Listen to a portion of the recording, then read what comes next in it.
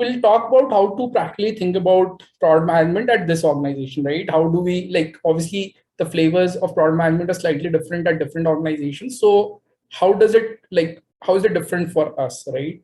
And actually, like, if I could sort of tell you, I think I really enjoy our flavor of product management. I think it's a very practical and very sort of grounded flavor, right? So we are measured on outcomes, we are not measured on output, right? Which means that whatever you launch, you are always focused on moving some numbers, delivering some business for the organization, which actually makes you a pretty rock solid 360-degree kind of product manager, right? So what are the kind of product problems we face, right? So I'll just quickly read through it. So obviously, first thing is get more users to try out our product, right? And this is not just a marketing thing, right? So marketing will obviously drive a lot of traffic to the product, but then you also have to think about what kind of product problems you can solve, which will attract more users, right? And make them come to our apps and our website and not our competitor, right? So that's one. Second is improving the efficiency of the product. Once the user comes to our product, we have to make sure that we want him to do a certain action, right? We want him to make a booking, right?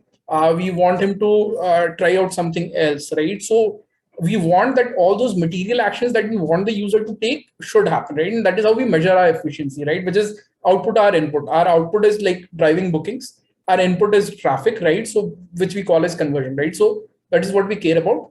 Improving customer satisfaction. Once the user goes through a certain milestone process, be it a booking or something else, right? Maybe checking up his refund details. We want to make sure that it was as per his satisfaction, right? So that's third, right? So obviously, first getting in the user, secondly, getting them to do the milestone event that you want them to do. Once they do it, measuring their satisfaction. And the final bit is continue to do this with continuously better economics for the organization, right? If you throw a lot of discounts at the customer, obviously people will do the booking, right? But that is not sustainable, right? So you have to find ways to basically offer a wonderful experience to the user so that they still come to your product, do it, even if your competitor might be offering better discounts, right? That is the hard part of being a product manager, right? How do you achieve this, right? So, and obviously, how do you measure each of these, right? So the first bit is getting more users to try out your product, right? So how do you look at it? You look at new user percentages, right? So you look at your traffic splits and you figure out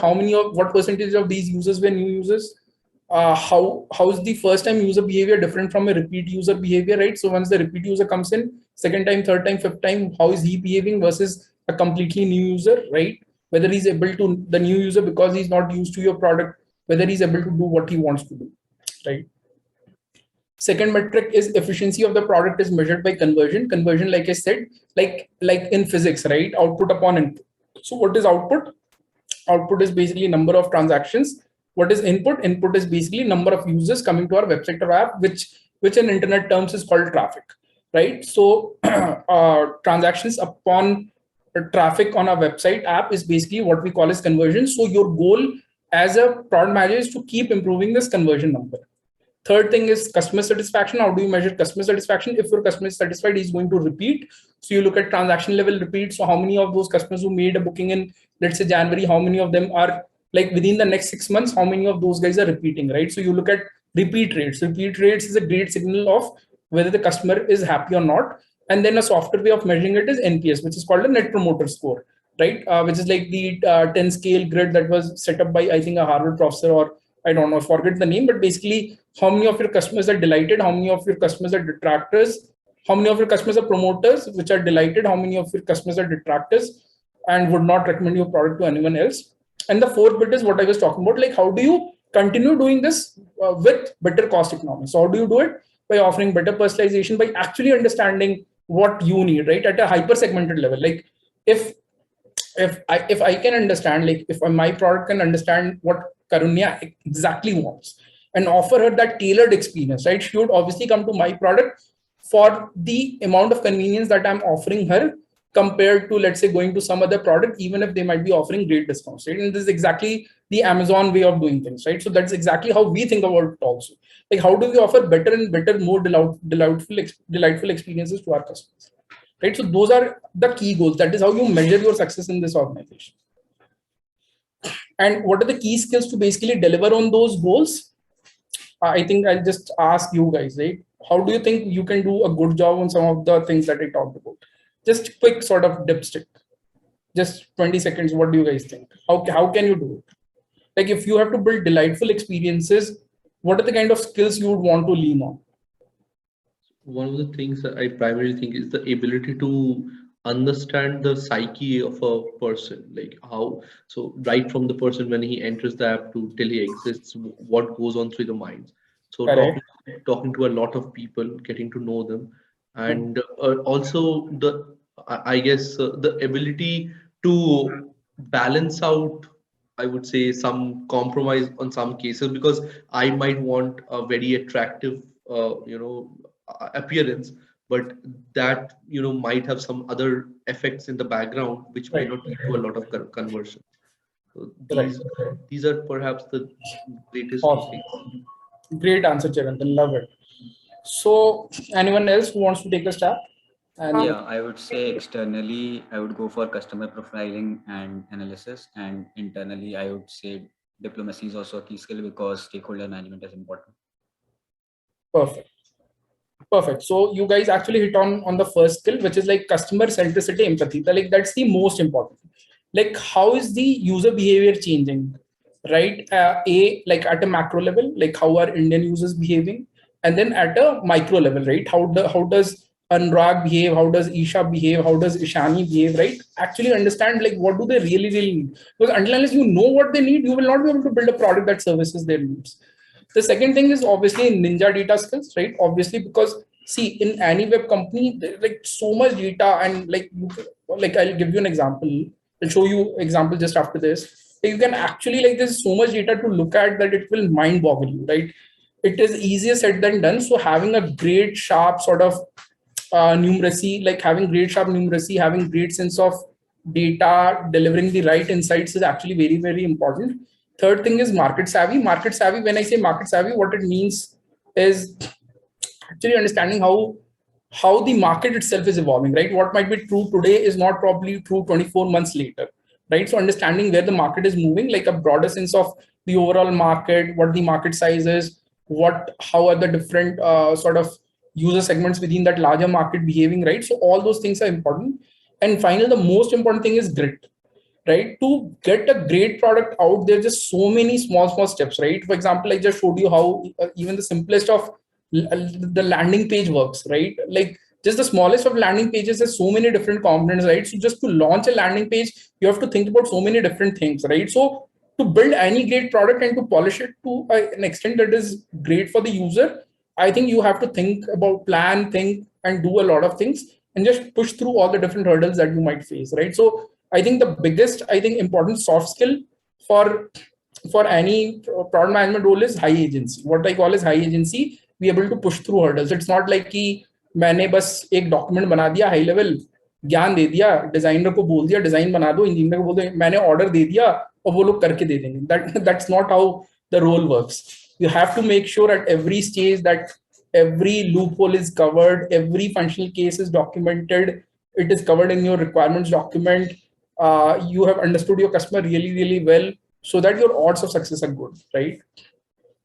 Which is what some of these slides are, right? So customer centricity, what can we build that will drive more users to our product? What is happening in terms of changing user habits that we need to sort of account for? How do we improve the efficiency of our booking processes?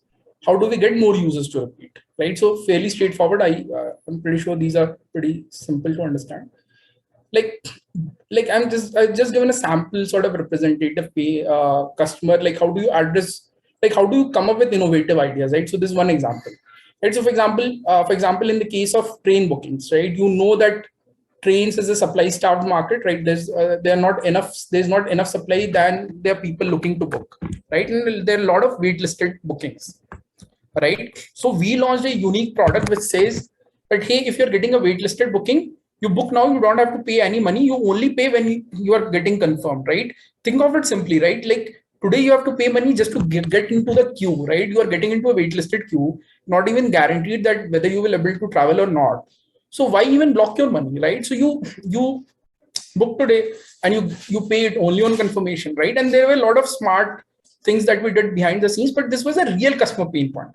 The day we launched it, saw a lot of jump in traffic, a lot of adoption, a lot of people actually talking about it, that how this is a wonderful feature, right? So coming up with even like good, interesting product offerings is actually very deeply understanding your customers, right? Hope some of you guys actually identify with the trains use case. I'm not sure how many of you travel via trains anymore, but it's like a very, very big problem, right? Which is what I've highlighted in the second one. You're trying to book something, but you are waitlisted. You get a ticket, but you are not sure whether you will be able to travel or not. And this is what I'm talking about, like you book now and then pay on confirmation. It actually gave us a very significant boost. So this is why I just put in a representative sample point.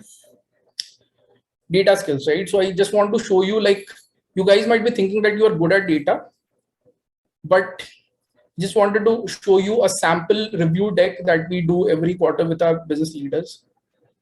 This is just to show you a teaser of what is in store for you. Look at the amount of data that you have on every slide, and this is like 50 slides of only data and more data. There's so much to track, so much to look at, so many interesting trends playing out, just crazy amount of data, right? And it starts with like business numbers, then it starts, sorry, going back. So I'll just sort of talk about a few things. So so it starts, for example, this one, right? Starts with business numbers, transactions, gross bookings, revenue, margin, average transaction value, right? Then talks about how the traffic is trending, how the order is trending, what is mobile share of total traffic, right? Because there's desktop also. Then how quarter on quarter the numbers are growing, transaction numbers, revenue numbers. Then what is happening when you put the tablet devices into account, how much traffic is coming from tablet, how much transactions. Then you are looking at everything by platform, right? So you have Android, you have you used to have two flavors of websites back then, so you have different websites. Then you have iPhone, then you used to even have a Windows app, right? So again, look at everything by channel again, right? Then compare it with desktop. Obviously you want to look at how your mobile efficiency is doing vis-a-vis desktop, right? So you're comparing mobile conversion with desktop, just like limitless, right? So this is why I said that, like, being good with data is super important, and being able to derive insights out of data is like super critical.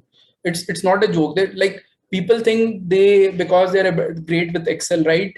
And they have done a B school course, they're like, we'll kill it. We are extremely good with data.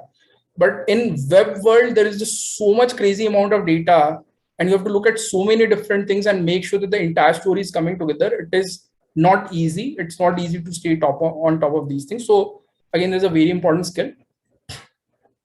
And final thing, like I said, was market savvy, right? Today, if the CEO of the company comes to you and asks you that, hey, what do you think is the next business line we should launch? Then you should have an answer, right? What is the right business line to invest into? Back then in 2014-15, the question we were asking ourselves was, should we even launch mobile apps? Is this the right time? Or for example, today, if the chief product officer of the company comes to you and asks you, should we launch a vernacular version of our website app? What should be your answer? Right? So you should have a very good sense of what the market is, where the market is today, right? Otherwise, you should have a good point of view on everything. Like today, should we launch a Hindi version of our app? Yes or no? It's not an easy question to answer, right? So all these things are important. So you need to know some of these things also. And like I said, the final big point is high agency, right? Early on in your career, it is more about execution than about strategy. Because building only when you launch high impact products is when you gain confidence and when you understand what is it that really works in the market. It is great to theorize. You can do 50 different PowerPoint presentations, but until unless you do a good job on your product, and when it hits the market and actually becomes successful, until then you don't realize what it takes to really build a good product. So you need to be very disciplined with your execution. You need to focus on even the first version of the product, what all needs to be there in the version 1 of the product. You need to write very detailed PRDs covering every single functional flow. So I do have a link here. So let me just try clicking on this.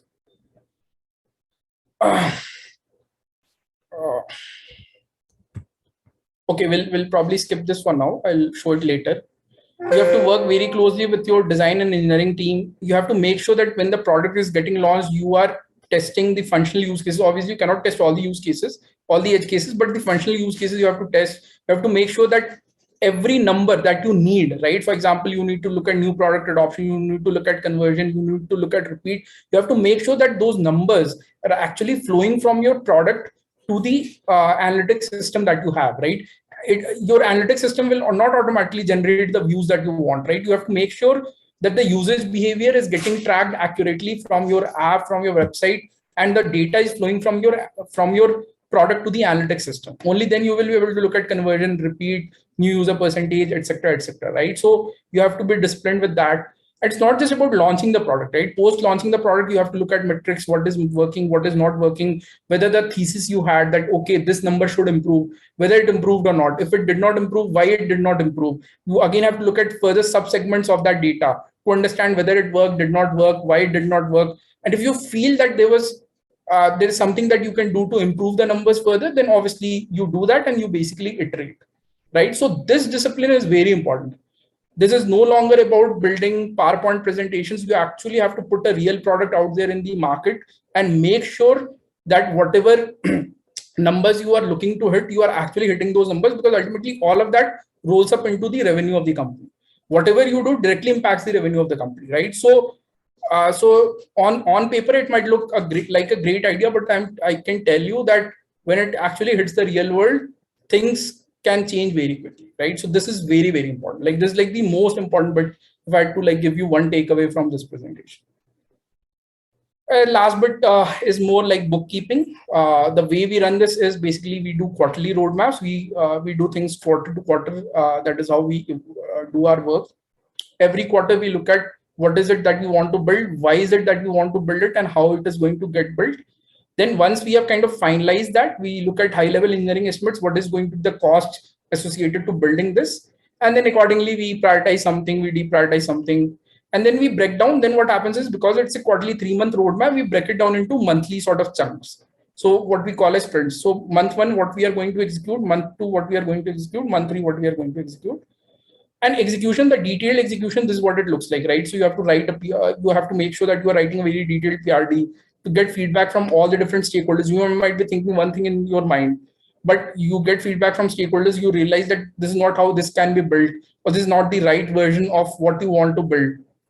Then you work with your design and your engineering team to basically get some early prototypes out.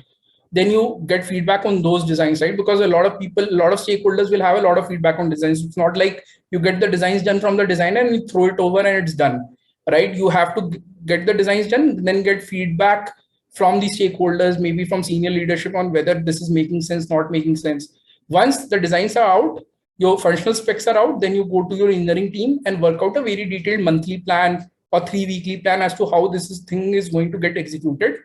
Once it is in execution, at every stage, milestone stage, you have to test your product yourself. This is what we call as dog fooding. If you are not testing your product, how are you going to be sure that once it hits the market, the actual user will be able to use it, right? So you have to be very religious about testing your own product, right? Eating your own shit is very, very important, right? Then you know what are the pain points, right? Otherwise, you don't know. You might be missing a lot of cases that you would not have even thought of at your design stage or at your PRD stage, right? And then eventually making sure that all your product metrics are instrumented so that you are able to look at what is working, all your numbers are there so that you are able to look at what is working, what is not working, right? So which means you also have to be handy with a few tools, right? For example, you need to know web analytics. Otherwise, how will you pull out numbers, right? Because like Google Analytics, you need to know how to pull out data from Google Analytics, or you need to know how to pull out data from Mixpanel, right? Because that is where the data is flowing, right? And that is where all the insights are, right? So some of those things are important. So I guess this is it. Thank you guys for being very patient listeners. I kind of breezed through the product philosophy part of it, but happy to take any questions there as well. Anurag, I think we can open the floor for questions and answers in case there are any. Yeah.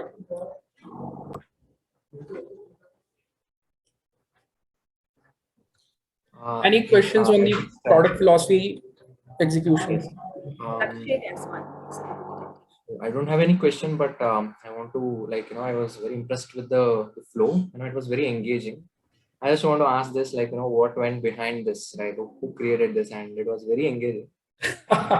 I think you have to give credit to Isha and Ishani. I think they put together the entire structure. So maybe Isha, this is now time to say a vote of thanks to all these people who are actually appreciating the session.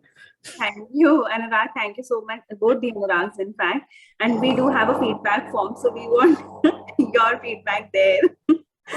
But we are really glad that you liked the session, and definitely Anurag helped us drive through the complete conversation and set up the complete flow. So this is what we wanted. We wanted you to have a glimpse of what product management is here at OMMT, and we're really happy that we were able to do justice of these 3 hours that we have devoted. Thank you. Any question? Lakshmi, I think you had a question. Yeah, so Anurag, so when we were discussing about the flow of the website, a lot of jargons were being thrown around. So me as a with a non-CS background was not really able to understand a lot of that things, right? So how do we cope up with that? Good, great question, Lakshya. Very practical question. So I'll tell you how to do it, right? So see, every individual has some strengths and weaknesses, right? For example, you might be great at data, you might have a great eye for design, but you might not be great at tech stuff. It's fine, right? No one is at 10 on 10 on every skill out there, right? So what you do is you over-index on some of the skills that you're very good at, right? And you take help from the organization itself feels like a family, right? So you get help from your peers. Like I used to take help even from my peers, right? So take help from your peers, like don't be shameless. Like whatever things you don't know, ask questions, be shameless, take help from peers, take help from juniors, take help from your seniors, and whatever things you do great, just continue to like do great on them and continue to improve that, right? So ultimately it's not the expectation that coming in you would know everything, right? But the expectation is like slowly you will ramp up on some of these things and you will become more smoother in your execution, right? Ultimately it will help your life. You can take a stand and say that okay, I'll continue to do only focus only on business thinking, business sharpness and design, but ultimately your execution will get stalled because you will not understand everything, right? So yes, initially there will be a bit of a learning curve. There might be a little bit of struggle also, but 6 months, 8 months, 10 months down the line, it will become much smoother. And ultimately, the thing is, you don't have to code, right? You have to only understand structurally how something works, right? So ultimately, just to give you some confidence, there are probably only 20 jargons or 25 jargons that you need to know, and that you would pick up 6 months, 8 months, 10 months is a long time frame to pick up like 30 different concepts, right? These are just concepts, right? It's not like you have to go and actively code, right? So as long as you are able to have a conversation with your engineer, I think it's fine. Thank you. Sure. Anything else? Yeah, a really small question from the last, last slide. Yeah. So, as a product manager, if I'm in charge of developing a product and launching it in a market, making a timeline and doing all that, so when you showed us the entire Make My Trip, the flight, booking the flight, we saw that there are a lot of aggregators as well, and there are a lot of financials involved.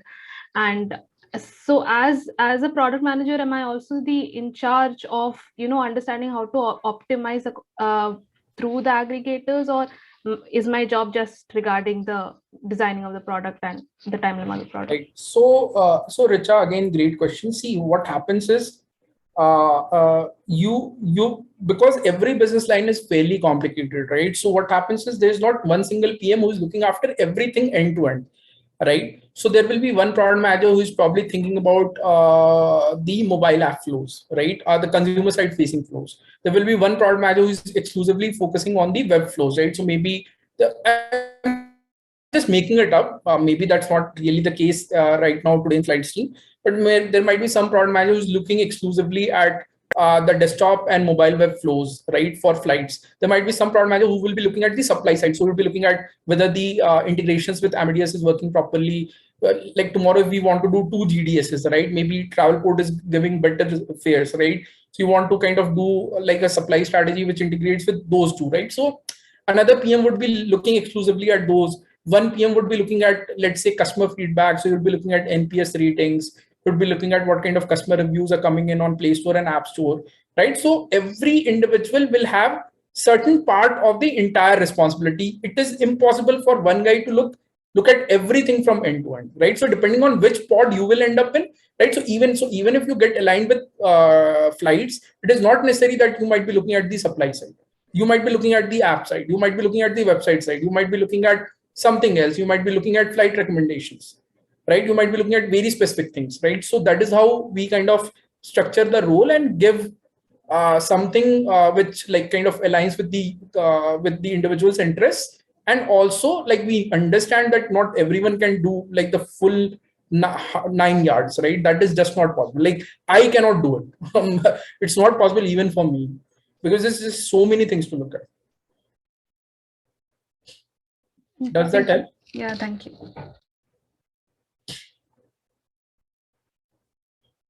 Anything else? I think if there are no more questions, maybe you can write to us also in case there is any query, and we and Anurag will be more than happy to address that. Quickly launching the feedback poll for you to maybe just register your responses and let us know how the session was. Ishani, can you launch the poll? Yeah, it's must be there on the screens now.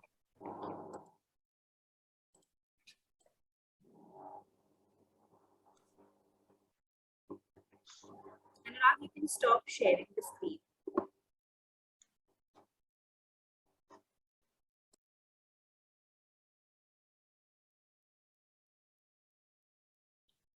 We have 9 responses. Okay, 1 more to go. Great. Thank you so much, everyone, for your responses. Just one question, like this is not to Anurag, this is to HR. Could you give us some idea about the word onboarding or anything as such on from? That's Like some kind of pre-reads before you join, like some kind of onboarding structure. no, yeah, sure, that is welcome. You can go, you go give No, it to us. no, So I we sorry, I missed your No, question. sure. No, it's okay. I just wanted to know when, like, what is the timeline when we are joining or something like that. That is something that, yeah, Isha would know. Yeah. Yeah, Shitranjan. So again, I might not be the right person for this. So Anu, who is a part of campus hiring team, so she joined us, but she had a meeting at 4 o'clock, so she had to step out. But I'll surely convey your, maybe connect with you all on a mail and just give you some clarity on the onboarding and the next steps. I hope Sure. that helps. Sure. Thank you. Perfect. Okay, thank you so much. Great connecting with you, and we look forward to connecting with you. We just hope maybe face to face once you all join us at the office. Thank you, guys. Pleasure. It was a pleasure to interact with all of you. I really enjoyed it. Thank you. Cheers, guys. Bye bye. Thank you. Bye. Thank you. Bye. Thanks, Anurag. Thank you. Bye.